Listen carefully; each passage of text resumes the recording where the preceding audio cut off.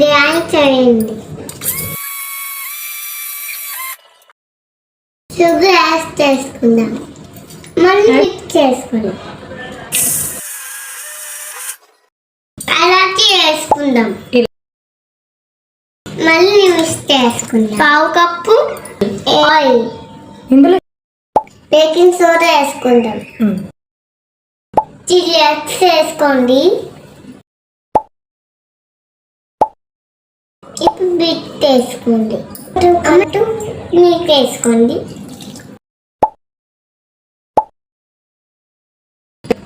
అలా వచ్చేలాగా కలుపుకోండి. మళ్ళీ కలుపుకోండి. పౌడర్ వేసుకోండి.